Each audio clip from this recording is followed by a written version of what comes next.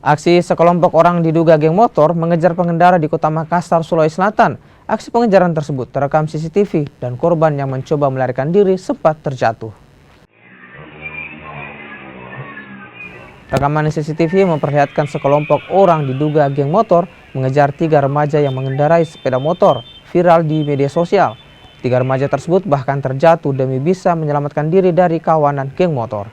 Aksi kawanan geng motor ini terjadi di Jalan Kumala, Kota Makassar, Sulawesi Selatan. Polisi kini tengah lakukan penyelidikan kasus tersebut. Anak-anak muda yang berkendara yang bergerak dari Jalan Kumala dari arah Ande Tondro menuju Babambai menyenggol masyarakat yang ada di sekitar jalan tersebut. Namun sampai hari ini korban yang tersenggol belum melapor ke Polsek Tamalate. Namun demikian, saya selaku ke Polsek Tamalate telah melakukan upaya-upaya untuk mengungkap kasus tersebut.